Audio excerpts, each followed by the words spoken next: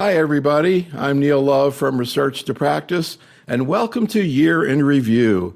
As today we continue our series with a discussion of gynecologic cancers. We have a great faculty today, Professor Susana Banerjee from the Royal Society of Medicine, the Oncology section in London, and Dr. Ursula Matulonis from the Dana-Farber Cancer Institute in Boston. As with all of our programs, we will be discussing the use of unapproved agents and regimens, so check out the official prescribing information for more. As with all of our Year in Review series, I met with each of the faculty separately in the last week to record presentations. Those are in the chat room, and we'll be sending out by email links to them again, along with a link to this program tonight, where we're going to try to take things to the next level. Here are the papers that are covered by these two fantastic presentations. Today, we're not here to go into the details about the trial, but really kind of take things to the next level about what they may or may not mean. But check out these presentations. There's a lot of great information in that. Here's where we're heading. I want to start out with some reflections on some experiences recently really related to the ASCO meeting. And then we'll spend the rest of our time talking about the papers that were discussed in these two presentations. So actually, as I worked with both of the faculty, I became aware of a paper that we really should have included in the presentation that I wasn't really, I'm embarrassed to say I was not aware of. It was published in the JCO last fall, and we're going to talk about it in a second. I'm going to show you how it came up and what I think it means. So reflecting back on what happened at ASCO. So at ASCO, as we always do, we were pretty busy. We did 13 different programs, all different parts of oncology. But there are three that I just wanted to bring out to you and some thoughts I have now a couple weeks later. So on Friday night, we did a 2-hour program on EGFR mutant non-small cell lung cancer. Can you imagine that? You know, when that first came out 10 years ago, I never imagined it would take 2 hours to go through all the data. And I'll tell you why I'm bringing that up in a second. We had a great faculty for that, great discussion, so much stuff going on there. But at the same time, we also did a program on colorectal cancer. And, we had a great faculty there. We had oncologists presenting cases by video. And then the next night, we did a program on ovarian and endometrial cancer, something that we're talking about today. And a lot of the colleagues of the faculty are well known to you all, participated in that program. And the tale of two cities is really, the two cities are GI oncology and gynecologic oncology, because I thought there was some interesting contrasts that came up. And again, a paper that I was not aware of. So in this, first of all, in the GI program, of course, we were anticipating the plenary presentation, now the first adjuvant IO trial in MSI high disease, which of course was positive, just as everyone expected it to be. And we spent a lot of time talking about that. But then in the GYN program, we had an interesting case presented that kind of stumped me a little bit. A patient presented by Dr. Gigi Chen, who had stage 3 endometrial cancer. She actually had Lynch syndrome, so MSI high, had debulking surgery and complete R0 resection, and then got adjuvant therapy with docetaxel and pembrolizumab. Started out with paclitaxel, then switched pembrolizumab. I'm like, where did that data come from that you're using an IO adjuvantly? We just saw this colon program, and I wasn't aware. And I started asking gynecologic people and even the faculty. They said, "Oh yeah, we use adjuvant IO in that situation." So Susana, I then became aware of this paper, which actually was a second paper that came out of this Checkmate B21 study. And this actually was an adjuvant trial looking at IO or chemotherapy plus or minus IO. The initial paper, or the overall paper, the results were negative because most of the patients there were MS stable. But then this paper came out last fall in the JCO looking at the MSI high patients. And hey, guess what? Even though there were maybe half the number of patients in the colon study, hazard rate 0.31. Not a big surprise, kind of similar to when we saw 0.5 with colon, again, you see here less than 300 patients. But Susana, to me, this looks like a positive trial, and now I understand why Dr. Chen used IO. Any thoughts about this? You think most people are aware of this study? Dr. Slamovitz is right down the road from us at Mount Sinai in Miami Beach. And I didn't realize he'd actually done this. Any comments, Susana? Well, I think what you've also highlighted is the importance of these meetings, these education meetings, and sharing information. I think the story is that we're used to now over the years looking at advanced recurrent endometrial cancer, MSI high, seeing the value of PD-1 inhibitors such as dostarlimab, such as pembrolizumab, and then bringing it more forward in more advanced, higher risk disease. And then given the magnitude of benefit seen consistently in the MSI high or MMR deficient population, bringing it earlier. So I agree, this is impressive. It's kind of what we think and expect biologically. Good to see in this subset pre-planned analysis. And equally, when we look at some of the other studies that we've discussed, like Ruby and NRG 18 and others, some of them do include stage 3 disease rather than recurrent disease, so the higher risk with the populations of MMR and MMR deficient and MMR proficient disease. So I think increasingly the recognition that you'd like to treat a woman who has an MMR deficient tumor with IO is quite clear. So Ursula, also, again, thinking about the juxtaposition of this with the colon paper is the question, that really goes throughout MSI high disease, like, do you really need the chemo? And of course, there are trials right now going on looking at just IO alone, both adjuvantly as well as the metastatic setting. Other questions, I hear cases all the time in metastatic disease of patients who, seem to be responding for a couple of years, how long therapy should be continued. Any predictions, Ursula, about eventually, are we going to be using chemo plus IO or just IO in these patients? Yeah, Neil, I think you're absolutely correct. I think really can't wait to see those trials. Hard to predict, but certainly I think it's going to be intriguing to see how patients do with IO alone, and can we take away the chemotherapy, which would be such a huge win. I mean, as Dr. Banerjee mentioned, studies like GY08 and Ruby in that mismatch repair deficient group really hitting it out of the park with adding an IO. And I totally agree with the statement said that I also in a node positive mismatch repair deficient patient would also use IO as well.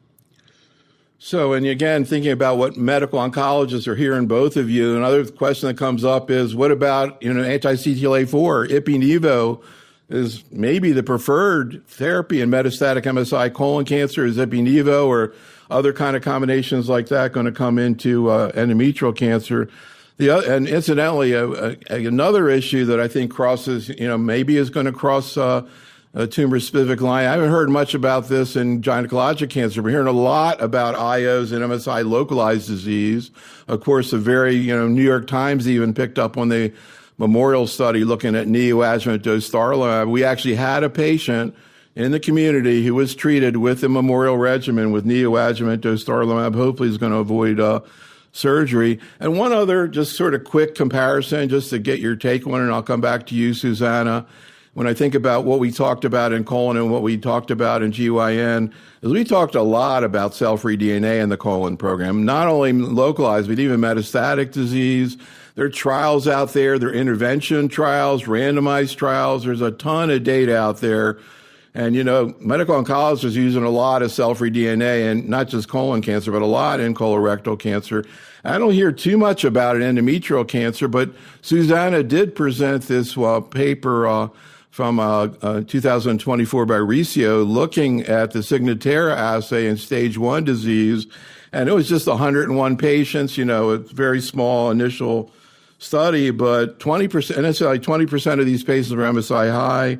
They had P53 they looked at, but 15% of these 101 patients had post-op MRD positivity.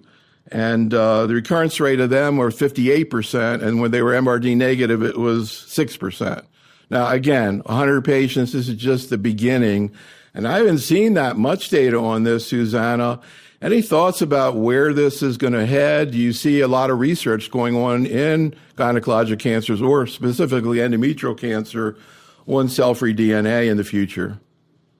So I think, as you point out, the concept of measuring minimal residual disease is established, at least in clinical trials and also entering practice in terms of other cancers. But to date, I would say in gynecological cancers, there hasn't been the amount of research. And I think that's probably because when looking at this a number of years ago, actually detecting ctDNA has not been so consistent. But as the assays improve and the limit of detection may well be improving, that's why it was encouraging seeing the data in endometrial cancer, but also looking in duo-E in endometrial cancer, and also in CALA in cervical cancer.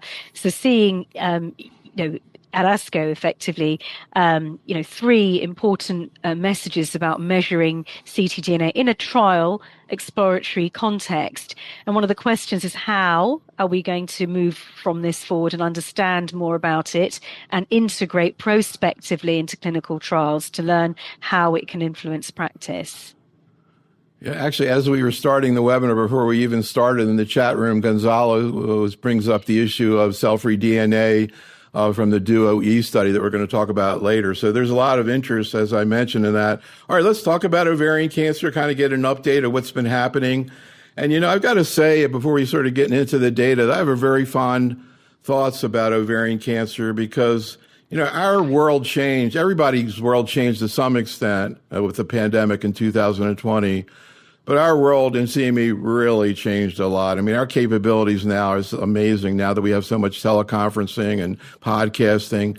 But when I think back to the pandemic, when we shifted our emphasis completely into webinars online, the two things I thought a lot about, because they were just peaking around that time, were ovarian cancer. And you can see August 20th of 2020, we were doing a program already on ovarian, and we did a lot of programs during the pandemic. We had cases presented. We were a very big topic of discussion because, of course, Solo 1 was 2018.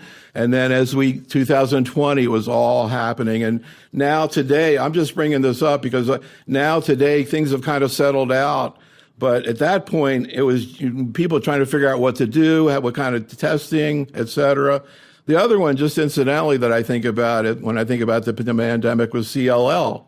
Because just at the time the pandemic came, CLL has switched from chemotherapy to BTK inhibitors, venetoclax. We did a ton of programs there because it was a common cancer, also like ovarian, where things were dramatically changing.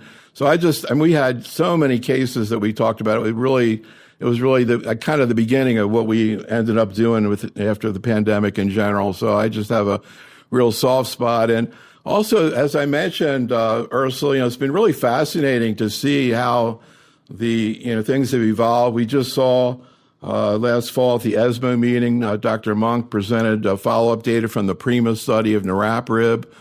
You went through this in detail in your talk. I'm not going to get into this other than the fact that they did not see a survival advantage. Here are the data from the most recent data from the Solo and PRIMA studies.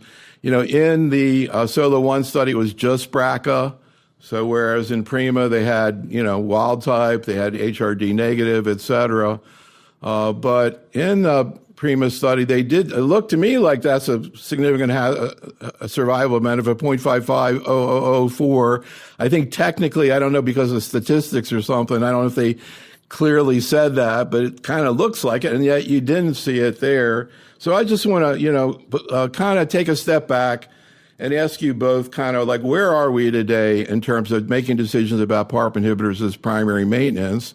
First question, Susana, patient with BRCA or HRD positivity, are all these patients in general going to get a PARP inhibitor from your point of view? Whether or not they get BEV, are they going to get a PARP inhibitor?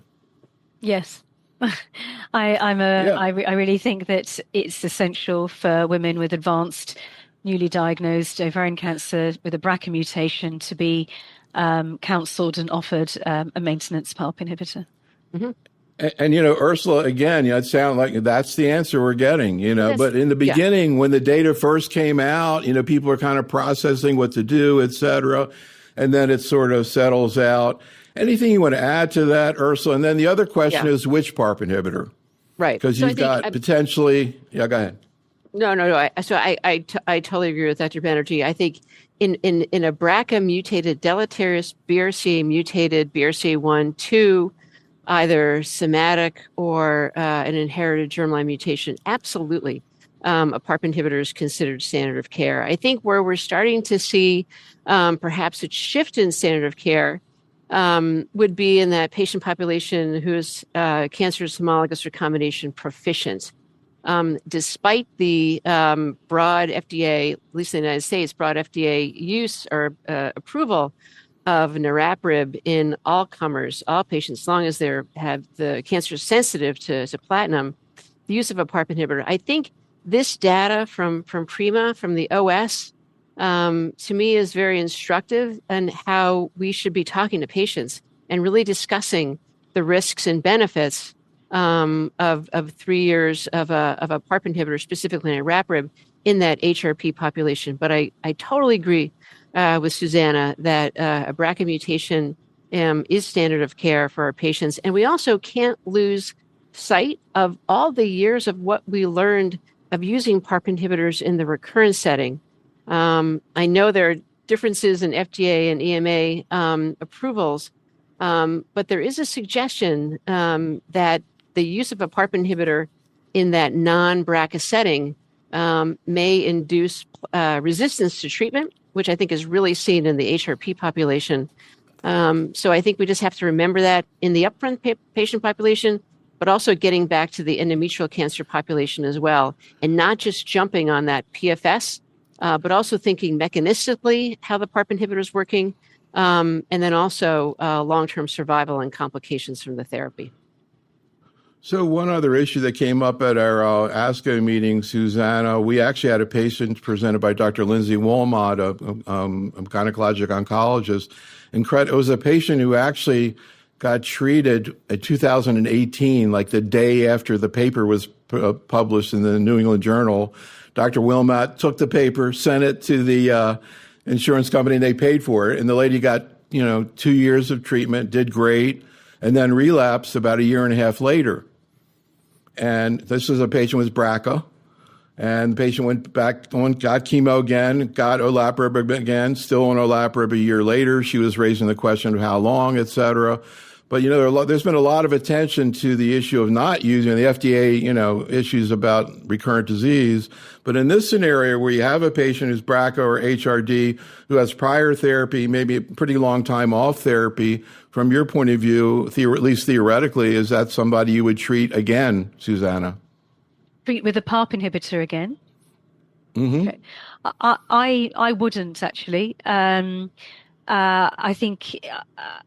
I think that the interval that you've just said is not as good as I would have hoped in a BRCA mutated patient who's been on 2 years of olaparib and then relapsing a year later. Of course, we see it, but I don't think that interval is like some of the patients we see in the trial and also in practice who may well not relapse at all.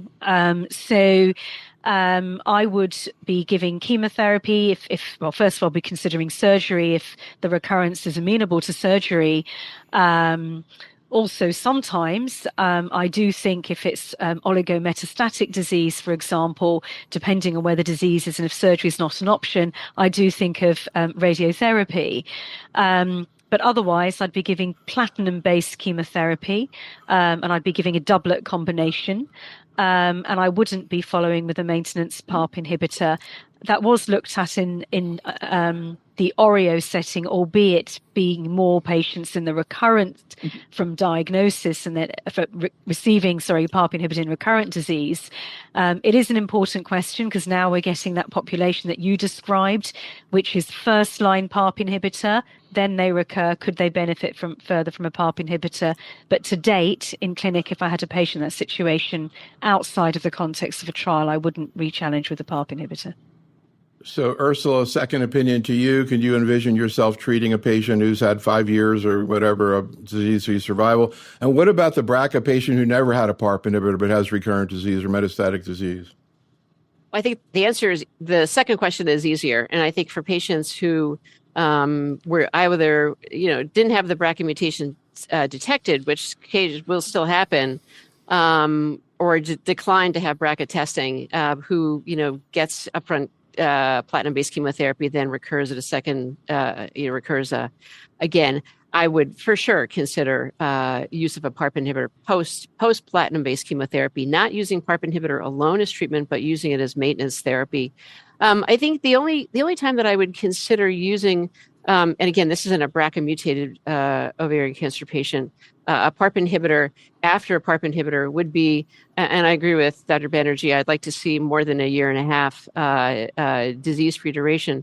But for those patients who do have oligometastatic disease, who either have it surgically resected or radiated, especially in the advanced stage setting, that may just be a clone of tumor that may just be resistant. Given the heterogeneity genomically of ovarian cancer, high-grade serous histology, I would talk to the patient about the pros and cons.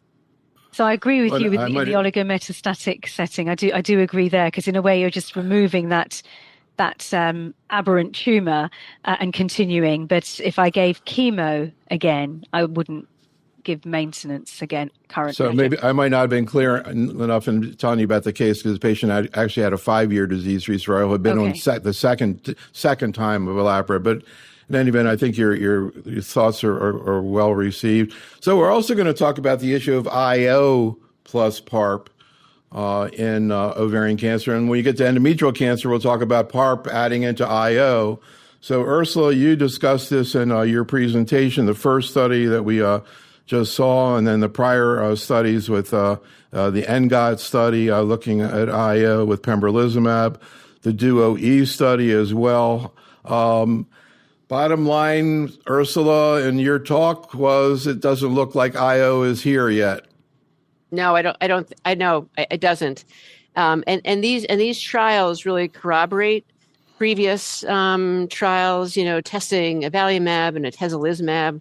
Those are trials that have also been done, adding those checkpoint inhibitors to upfront chemotherapy. And it just, in some of those trials, especially the avelumab study, there may have been even a detriment to patients receiving the IO. But there's really no justification for using an IO upfront added to chemotherapy, with or without a PARP inhibitor. So I also want to briefly mention this interesting combination. It's pretty hard to pronounce. I'll call it avu and defactinib. Avutometinib. I should practice that more. But anyhow, yeah. So again, Ursula, you discussed this really fascinating with KRAS positive disease, low-grade serous cancer. Bottom line, I really refer you to Ursula's talk. But bottom line, is this kind of ready for prime time, Ursula? Absolutely, 100%. Yeah, and Dr. Banerjee is really the developer of this, so she's the expert. But I think this is a very active regimen.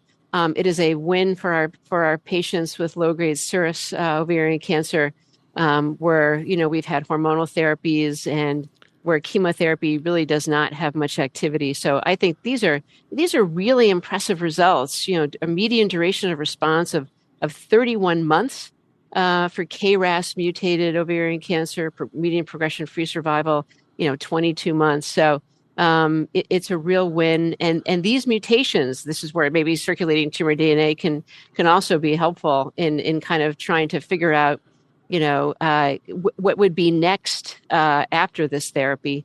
But this is a real winner of a combination of avutometinib and defactinib. And I think these results that were presented by Rachel Grisham at SGO really, again, make sense. Prior MEK inhibition, results in a lower response rate. Prior BEV, prior chemotherapy, just like we've seen with other therapies as well, show reduced response rates. But still, even in the setting of patients receiving those therapies, this combination still has very significant efficacy in the RAS mutated population, and specifically KRAS mutated population. Yeah, and you wonder about other tumors where you see that so often. Susana, you're one of the few people who has experience with this combination. I don't know exactly what the issues are, but it looks like it has a significant amount of toxicity. Like, what do you see? Well, I'll actually argue otherwise, because you've got to compare what it would be like with chemotherapy, but also with MEK inhibitors such as trametinib or binimetinib. And actually, the discontinuation rates in the trametinib phase 3 study was over 30%. And I think discontinuation rates are really important reflection of how patients may well be tolerating treatment. Yet so far in the phase 2 study, RAMP 201, and the phase 3 is ongoing, the rates of discontinuation are considerably less. So it's class effect of side effects in terms of what we know, familiar with MEK inhibitors, but actually in terms of the rates of discontinuation and indeed dose modifications, they appear to be better so far. And that's certainly what I see in my patients. I had the privilege of participating in the binimetinib and the trametinib study, as well as leading this study. So I can see firsthand how the side effects compare with other drugs. Well, actually, I was just kind of looking at dose interruption, but maybe this is more paper toxicity. I see that you see elevated CPK, but I guess is that usually asymptomatic, or do they have like myositis? Or it is. That's correct. Exactly. It's asymptomatic, and also as you're probably familiar with, that in clinical trials, at least in the beginning, we'd have very strict criteria for holding drug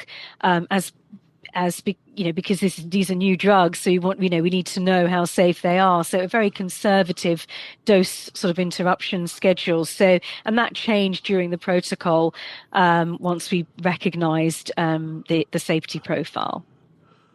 So again, I really refer you to Ursula's talk where she talks about this Rosella study. We could spend 15 minutes talking about it. It's just such a fascinating concept in terms of looking at the glucocorticoid receptors. This was nab-paclitaxel plus relacalcitrant. Again, there's a lot to say about it, but the bottom line is it looks like it's effective, even a survival benefit. Anything you want to say about this? I mean, I know in your talk you brought up a number of questions about it, including the fact that NAB is not used very much. Do you see this coming into practice, Ursula, and how? Yeah, Neil, I think it's the beginning of potentially a new therapy.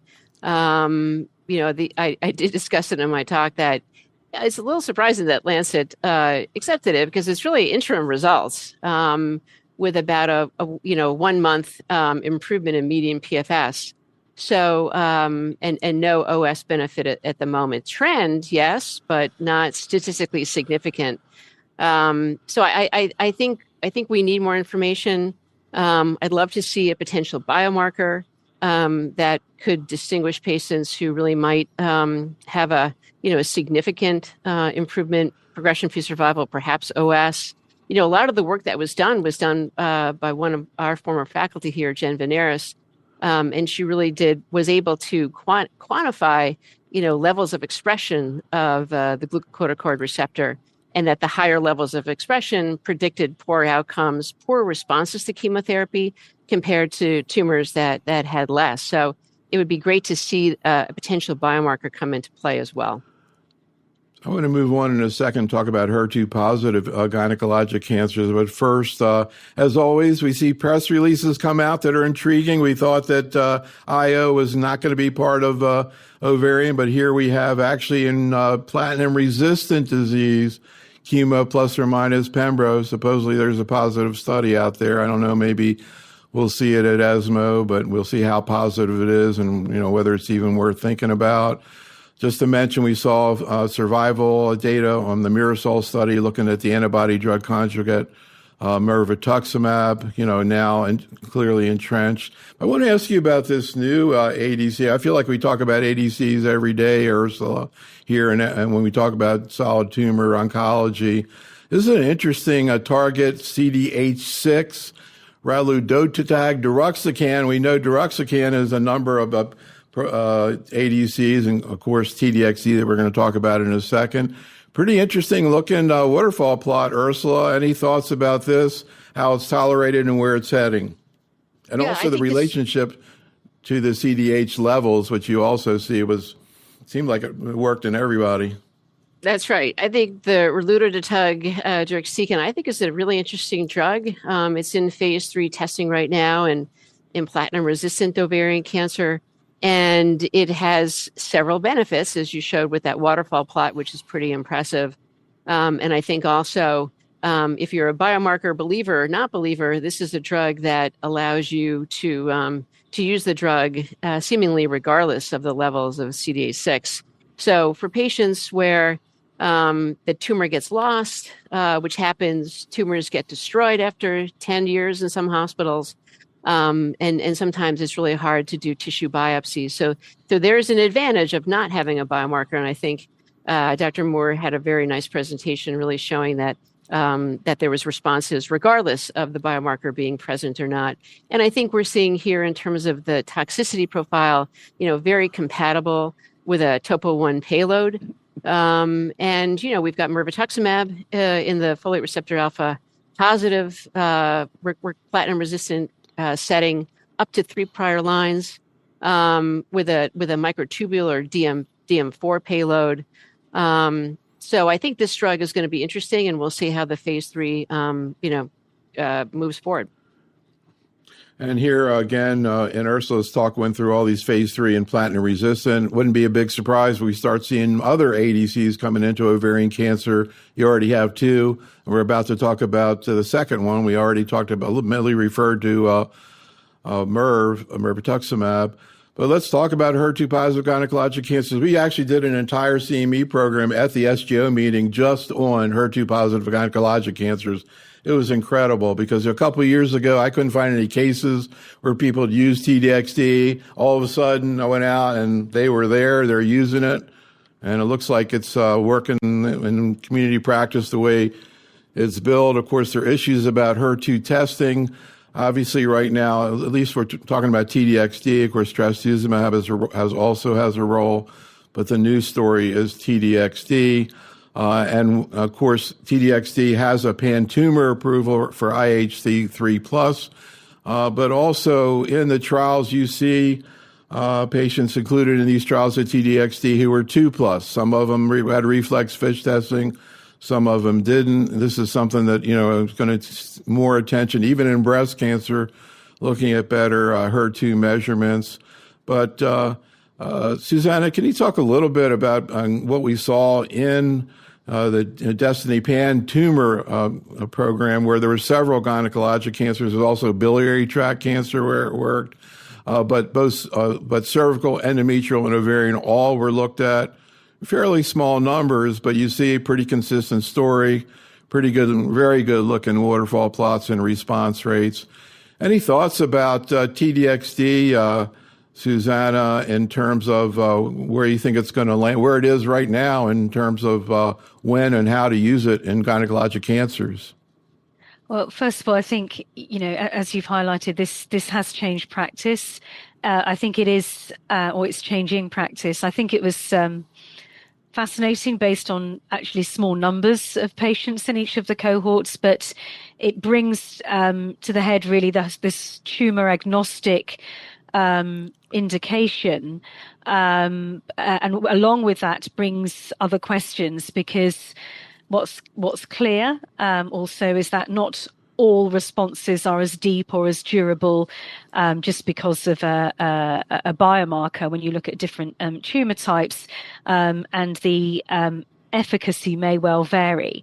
But coming to gynae cancers, for example, ovarian cancer, mucinous ovarian cancers often may have HER2 expression, overexpression, and are notoriously refractory to conventional treatments that we have. And, we don't have PARP inhibitors in that situation, for example. So I think in particular in rarer cancers, also cervical cancers that are HER2 positive, this really may give an option for patients, an effective option. Treating women in this trial, I really could see with some aggressive rarer cancers with HER2 positive disease, could see firsthand the benefits here. So I'm very encouraged by this. I do feel that we do need more numbers. We're reading a lot into small numbers in terms of breaking it down into 3+, 2+, for example, local central testing. But you can see consistency. And I'm really looking forward to more studies with larger number of patients in HER2 expressing gynecological tumors, not only with TDXD, but potentially other HER2 directed ADCs. Absolutely. And of course, Ursula, your colleague at Dana-Farber, Sarah Delaney, who we work with all the time, gave the biggest presentation in breast cancer in many years at ASCO, now putting TDXD as first-line therapy in metastatic breast cancer. Very positive results. And of course, breast cancer, even you're using HER2 low. Interesting here in endometrial cancer. I mean, I know there's a small number of patients, but I see 3+, 85% response rate. I'm probably not exactly that. Any comments about the types of benefits? What we saw in breast cancer and we're starting to see in gynecologic cancers, Ursula, are pretty significant clinical benefits, fairly long lasting. What have you seen? Absolutely. I think the antibody drug conjugates have changed for absolutely 100% for certain gynecologic cancer treatment. It opens up for ovary, endometrial cancer, cervical cancer. You mentioned the pan tumor accelerated approval by the FDA for 3+, but the NCCN guidelines also list for 2+. So we can use these drugs in 2+ and 3+. I'm talking with a patient yesterday who has a uterine carcinosarcoma. There's a trial called the STATUS trial that was published in the JCO a couple of years ago in 1+ or higher uterine carcinosarcomas with response rates as well. So I do think that, now that we have 8 antibody drug conjugates in our armamentarium, we've talked about mirvetuximab, we're talking about TDXD. These drugs are being used. These two drugs, they're different payloads, they're different targets. Mirvetuximab can be used up to 3 prior lines of treatment.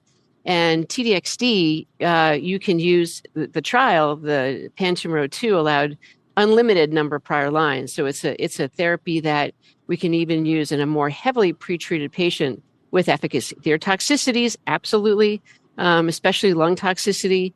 As per the FDA package insert, really have to follow patients closely. I check chest CAT scans every 2 cycles, and definitely pick up pneumonitis. So that is a challenging toxicity besides some of the hair loss, bone marrow suppression, and then GI toxicities as well. So we could spend a long time talking about prevention and management of toxicity of TDXD, but just a couple of things, Susana. Ursula referred to the ILD, which of course is a great concern, has led to very, very close monitoring of patients, but also the algorithm, at least in breast cancer, that if you pick patients up with ILD before they're symptomatic, grade 1, you can hold the drug, give steroids, and then treat. Whereas if you wait until picking up on symptoms, and as you can hear, Ursula screams early because of that. Any comments on that, Susana? Also, another kind of thing you hear a lot about at TDXD, first in breast and then outside of it, was the acute GI effects. The breast people love olanzapine with TDXD. I'm curious what your experience is, both with acute GI effects, Susana, as well as your thoughts about retreating for asymptomatic grade 1 ILD. Yes, Ursula, I think I really liked your paper because you discussed a study from multiple institutions, I think, with regards to re-challenging with TDXD. And I think that's an important message, that you can re-challenge if grade 1 and treated appropriately. So, but I do think we are picking up more grade 1 pneumonitis because we know what to look for now, and our radiologists know what we're looking for. We're looking out for it more, so picking up more. So I think that's an important point, but it's important to manage early in order to keep patients on treatment safely for longer. In my experience, has only been within the trial setting, because I work in the UK and we don't have the FDA approval or the NCCN guidelines. So, but what I can say in the context of the clinical trials, I didn't note so much problems with diarrhea, actually, or acute GI toxicities. It was more the concerns about pneumonitis for obvious reasons, because untreated that can lead, or ILD can lead to death. So, but I've seen all the relevant guidelines. I think that's what's really important, to follow the guidelines early and learn from the experience of others in terms of instituting measures early, because these drugs can be effective and have durable effects. So we want to keep patients on safely for as long as possible. So this is just kind of a tasting menu. We could talk a lot about all these topics, but I want to get into endometrial cancer. And as Susana said in her presentation, IOs have revolutionized the treatment of endometrial cancer, and certainly they're now a primary issue in the first-line metastatic setting. We talked about the use in the adjuvant setting, but we have the Ruby trial that has very impressive results that Susana went through in terms of the benefit of dostarlimab, as well as the NRG study looking at pembrolizumab, again, first-line therapy. Just to kind of summarize right now, Ursula, any situations right now where you're not using an IO as part of first-line therapy in metastatic disease? And also, how do you choose which IO? Yeah, no, good question. All good questions. Well, for mismatch repair deficient, I think it's uniformly yes. We would use it up front. In the mismatch repair proficient setting, I definitely have a conversation with patients, talk about the risks and benefits. My tendency is to choose pembrolizumab because it's shorter duration of therapy with seemingly relatively comparable impact as dostarlimab. I do think that checkpoint inhibitors, when they do have toxicities, are potentially life-altering for patients. So I think we need to just be careful. I think Ruby has presented some subset analysis of the four different types of patients where molecularly defined, and I think the one patient population where the benefit in mismatch repair proficient cancers may be more limited is the non-specific molecular profiler, NSMP. So in those patients, I do think that there are potentially other therapies that could be used adjuvantly that are undergoing testing right now. But those are the patients that I'm really having a very serious conversation and maybe leaning away from them. But I also look at obviously the IHC MMR status, but I also look at the tumor mutational burden and making sure that those patients also, what that TMB looks like, and also whether or not they're have a poly hypermutated state that may not be picked up on the MMR IHC. So I got to tell you that at the ASCO meeting, again, we had all these cases presented by community-based docs. Dr. Kelly Schneider presented the first case we ever had it presented in our conferences of POLE, a patient who, interestingly, had been on lenvatinib pembro for 5 years, and she was about to stop it, probably related to the fact that she had POLE, but I thought that was really had a TMB of 92. Again, Susana, not much of an issue about MSI high. What about first-line IO, MS stable? And if you don't use it, are you using lenvatinib pembro second line or something else? Yeah. So again, a lot of what our use is driven by what we can access and what's approved and what's reimbursed. I completely agree. There's no doubt with the MMR deficient patients. With the pMMR, I share the concerns that Ursula has highlighted as well, because side effects can be limiting, in particular in endometrial cancer, where patients may have multiple comorbidities already. And so that's a really important point. And that sort of brings us, so in terms of what I would do if I'm not using IO in the first line setting, we use lenvatinib and pembrolizumab, which is approved and funded in the NHS at relapse. So that's the option that I'd use immunotherapy later rather than in the first line setting. So, Ursula, we talked before about adding IO to PARP with ovarian cancer, and now we are going to talk about adding PARP to IO, which, as you both described, really has now become a standard part, if not first, a second line therapy. So we have Ruby Part 2 that looked at adding niraparib to dostarlimab. And then we also had the Duo-E study looking at adding olaparib to an IO, in this case, durvalumab. And we'll talk in a second about, particularly from Duo-E, sort of what was seen there, particularly in the MMR proficient patients.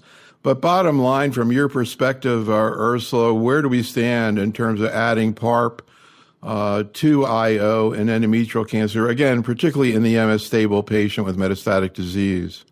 Yeah, I really think it's premature to do this. I know some of my colleagues are saying that you should do that, but I really do think it's premature. I think that I think we've learned a lot in ovarian cancer. It's taken us decades to learn this, but you really have to understand mechanistically in endometrial cancer where it's different than ovarian cancer. Ovarian cancer is much more BRCA driven, much more driven on DNA repair problems. And endometrial cancer is not ovarian cancer, and I think that though there is a nominal PFS benefit, it is there. I don't want to say it's not, but I do think that looking at survival, long-term survival, and understanding mechanistically how a PARP inhibitor might work here, and in specifically which population. And so I think it's premature at this point. And I think for Duo-E, there's just there's not there's three arms here: durvalumab, olaparib, durvalumab, and the control. It's really hard to separate out the olaparib only. So there probably should have been a fourth arm of an olaparib maintenance alone arm.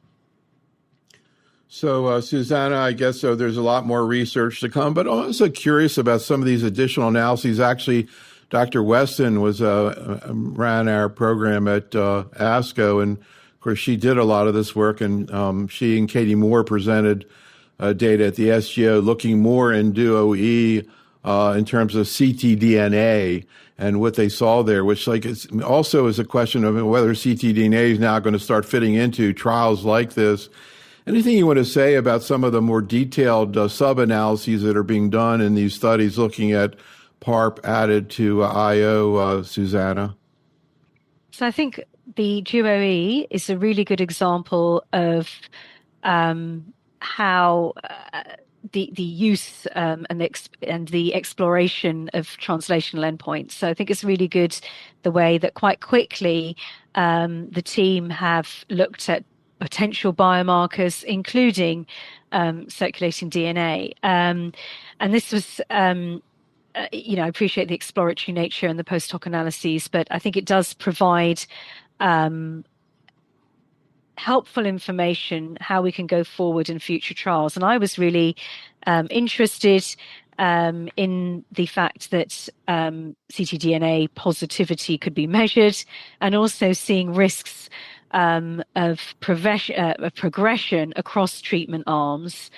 Very interesting sub-study here, where you're actually looking in the pMMR patients and seeing changes, looking at clearance of ctDNA with durvalumab, and also changes with olaparib. So this doesn't change what I would do in practice and the use of the drugs, but it may give us some indication of how the mechanisms may be working and which groups to target.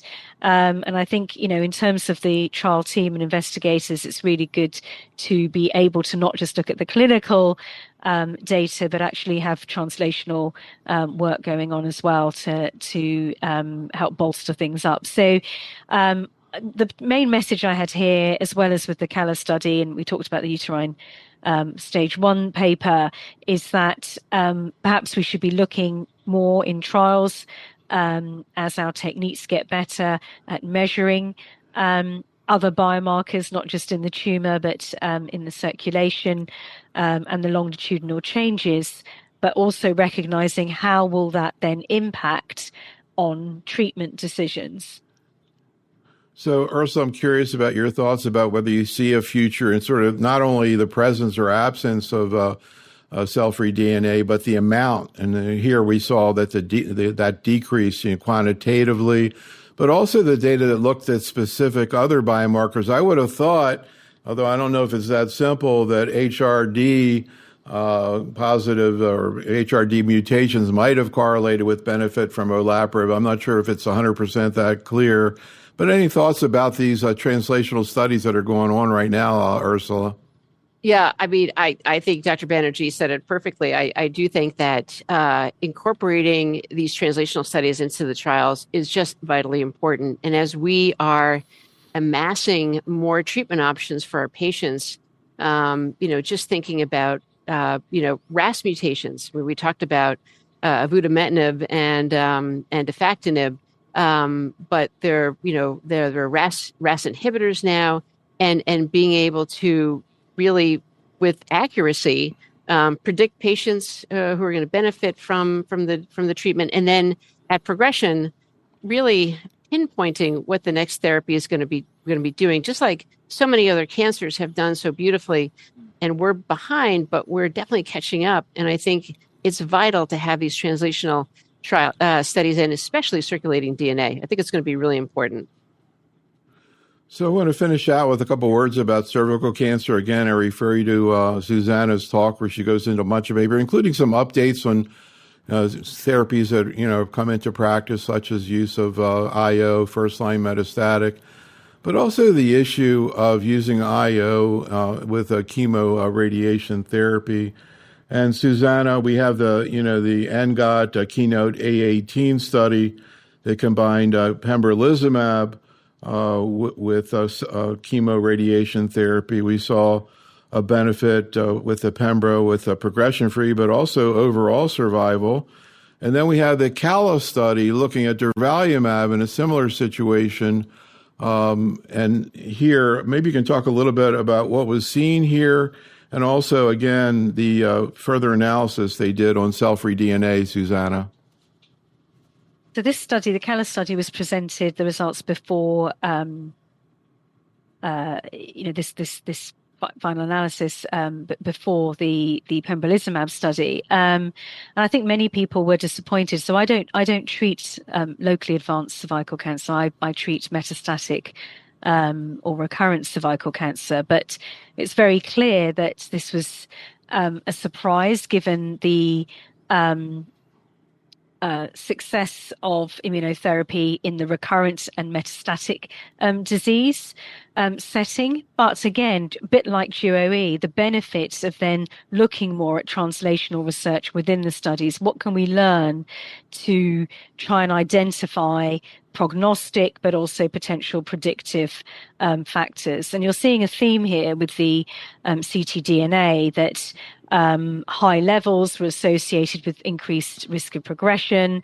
Yet if ctDNA was not detected, that correlated in this analysis with reduced risk of progression and death. So I think with immunotherapy in particular, with earlier stages or locally advanced, it's important to have a long follow-up in order to see changes like in survival, for example, and also selection of patients as well, because we've talked about ovarian cancer and endometrial cancer, and Ursula's mentioned that they are, and you've mentioned, they're different diseases, and that's probably why IO may work better in certain cancers like endometrial cancer and cervical cancer. Yet the PARP inhibitor story works out better in high-grade serous ovarian cancer. So I think that's really important, that although we may be giving carboplatin and paclitaxel as our backbone for everything traditionally, that we understand a lot more now that gynecological cancers are separate entities, and that will be relevant in terms of efficacy with our targeted treatments. So we'll talk about one more topic, which is another antibody drug conjugate in cervical cancer, tisotumab vedotin. Ursula, I'm excited to tell you that we're planning right now a CME program on ophthalmic issues in oncology, particularly with ADCs, which is where we're really seeing it. I'm really excited. I'm learning more and more about this as I study it. And of course, one of the first ADCs where I heard about ophthalmic issues, ocular issues, was with tisotumab. We've seen now follow-up data with the Innova T301. Anything you want to say about global efficacy that you've observed in metastatic cervical cancer with this agent? Is it similar in terms of duration of response, types of response, what you see with other ADCs? And really curious about your experience with the ocular. Do you use the ice packs on the eye, for example? Yeah, no. Patients, I think it's great that you're having a program on eye toxicities, because this will be important not just for oncologists but also for ophthalmologists as well. I think tisotumab is certainly an interesting drug, been studied. It's now FDA approved in cervical cancer in the United States for metastatic disease. Don't need a biomarker. I think it's the first step, hopefully, of other agents, other specifically antibody-drug conjugates. And obviously now we have TDXD that we can use in the US as well. But tisotumab certainly has a response rate. Is it huge? No, but there's a response rate there, 25%. And I think the toxicities can be managed. And I think really telling patients that they have to put the ice packs on to avoid the conjunctival changes and the eye swelling, really educating ophthalmologists about the eye toxicities. But I do think that the toxicities are manageable. Yes. Susana, any comments? What's your experience with this agent? I've again been part of this study, and you can see that the response rate, albeit relatively low compared to many other cancers, so around 20%, is far better than what we have as standard of care in terms of chemotherapy. And so when burden of disease can be high, having shrinkage can make women's lives much better in terms of symptom control. So I think this is a great step forward. I think what's important in some of the other tisotumab phase 2 studies is actually looking at combinations, for example, combination with tisotumab vedotin and pembrolizumab. And I've certainly had some patients really have quite profound benefits and durable benefits with the right combination at the right time. So I think this is a space to build ADCs, but also with tisotumab vedotin in cervical cancer, potentially with combinations. So a final comment from you, Ursula. There's been a lot of excitement about combining IO with ADCs in bladder cancer. That's first-line therapy, enfortumab vedotin plus pembrolizumab, which beats this platinum-based combination. We're seeing that in all types of studies. And actually, again, your very prolific colleague, Dr. Tolaney, presented a trial, first-line therapy of triple-negative breast cancer. Looks like it's going to be ADC plus IO, sacituzumab. Any thoughts about that strategy as it relates to gynecologic cancers, Ursula? I think certainly in endometrial cancer and in cervical cancer, it absolutely makes sense given the activity of checkpoint inhibitors in these cancers. Ovarian cancer, I think, is a little bit unknown at this point, just because of the lack of benefit of single agent IO, or even now that we're seeing with chemotherapy with PARP inhibitors. But certainly in endometrial cancer and cervical cancer, and that's just one question of looking at that combination. But as I think Dr. Banerjee alluded to before, how do we sequence? I mean, all cancers have these issues, right? In terms of, target, does the target continue? Does the target go away? How much target do you need? What's the payload? Can we reuse payloads with different targets? All these questions are still up in the air at the moment. So a lot of work to do, and it's a very exciting time in GYN cancer drug development. So, Susana and Ursula, thank you so much for working with us today. Actually, reflecting back on those ovarian cancer programs we did in 2020, there wasn't much else to talk about besides PARP inhibitors today. We've been talking about a lot of other things in ovarian as well as other gynecologic cancers. Audience, thank you for attending. Be safe, stay well, and have a great night. Thanks so much, Susana. Thank you, Ursula. Take care. Thank you, Thank Neil. Have a good one.